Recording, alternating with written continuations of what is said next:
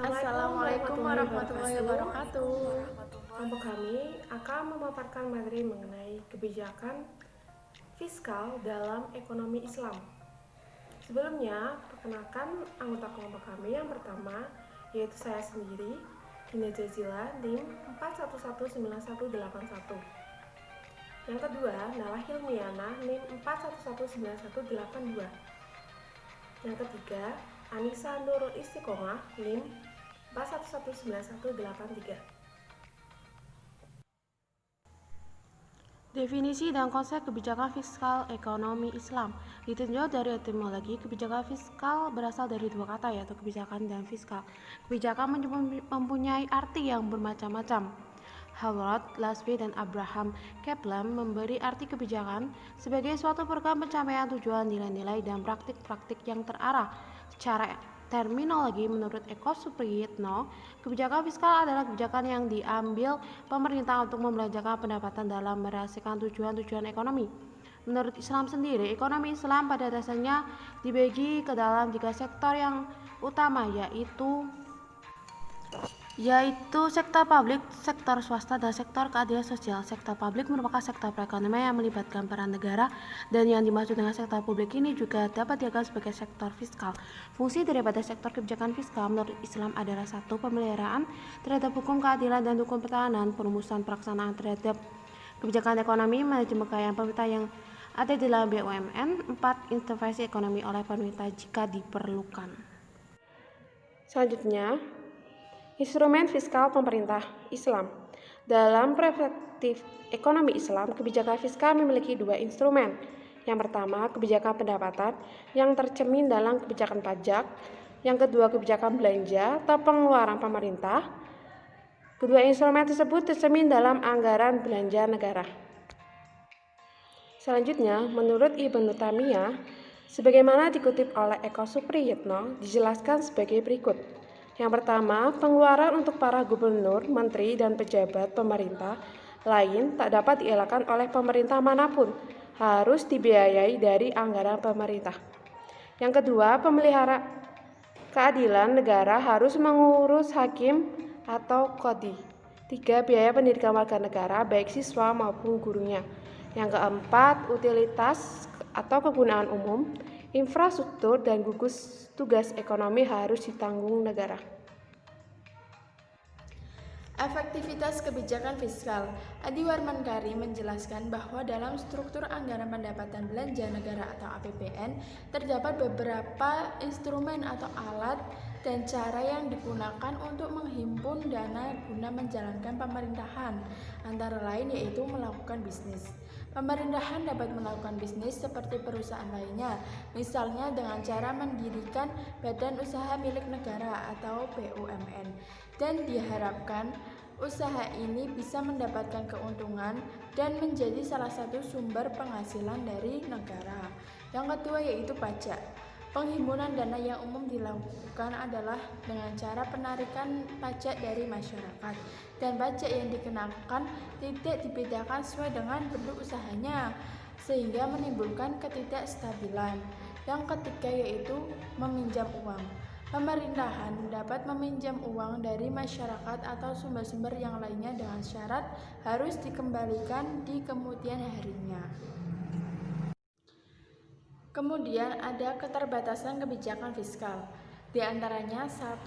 Adanya jeda waktu yang terdiri dari recognition lag, destination lag atau input lag, action lag atau output lag. Yang kedua yaitu persaingan untuk memperoleh dana di antara pemerintah dan sektor swasta. Yang ketiga yaitu kebutuhan untuk membayar bunga dan mencicil pembayaran kembali peminjaman di masa yang akan datang. Kemudian teori pengeluaran pemerintahan, Rostow dan Murray, di mana mereka menghubungkan pengeluaran pemerintah dengan tahap-tahap pembangunan ekonomi. Yang kedua yaitu hukum Wagner. Wagner melakukan pengamatan terhadap negara-negara Eropa, Amerika Serikat, Jepang pada abad ke-19 yang menunjukkan bahwa aktivitas pemerintah dalam perekonomian cenderung semakin meningkat.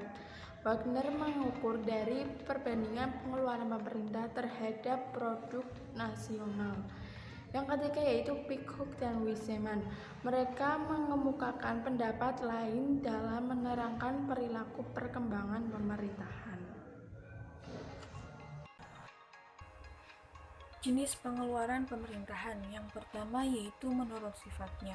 Ada pengeluaran self-liquidating, yang kedua ada pengeluaran non-self-liquidating, dan yang ketiga ada pengeluaran semi-self-liquidating.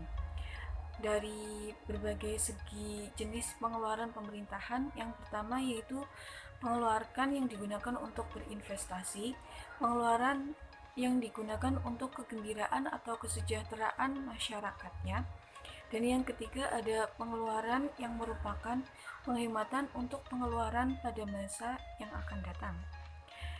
Sedangkan jenis pengeluaran pemerintahan menurut fungsi pemerintahannya, yaitu ada pengeluaran dalam bidang pertahanan keamanan, yang kedua ada pengeluaran dalam bidang politik, yang ketiga ada pengeluaran dalam bidang kesehatan, dan yang keempat ada pengeluaran dalam bidang sosial, dan yang kelima ada pengeluaran dalam bidang hukum atau politik.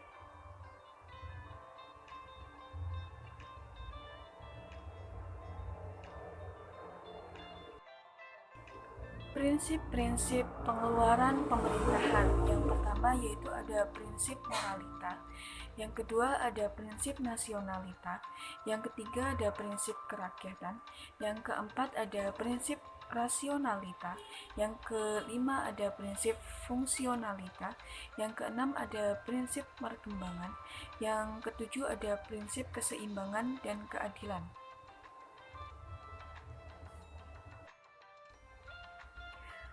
Selanjutnya yaitu tujuan dari utang. Yang pertama yaitu untuk memenuhi kebutuhan pembiayaan pasar SBN domestik, untuk mendukung terciptanya pasar ASBN yang dalam, aktif, dan likuid yang bertampak pada peningkatan efisiensi pengolahan utang dalam jangka panjang. Yang kedua yaitu memenuhi kebutuhan pembiayaan, termasuk pembiayaan kembali utang jatuh tempo dengan biaya optimal dan risiko yang terkendali. Yang ketiga yaitu meningkatkan akuntabilitas publik sebagai bagian dari pengolahan utang pemerintahan yang transparan dalam rangka mewujudkan tata kelola pemerintahan yang baik. Selanjutnya yaitu macam-macam utang negara. Yang pertama, utang dengan jaminan dan tanpa jaminan, terdiri dari reproductive debts dan debt right debt. Yang kedua yaitu utang sukarela dan utang paksa. Dan yang ketiga yaitu utang dalam negeri dan utang luar negeri. Sekian pemaparan materi dari kelompok kami. Kurang lebihnya mohon maaf. Bila ada hal yang belum dipahami bisa ditanyakan di forum diskusi. Terima kasih. Wassalamualaikum warahmatullahi wabarakatuh.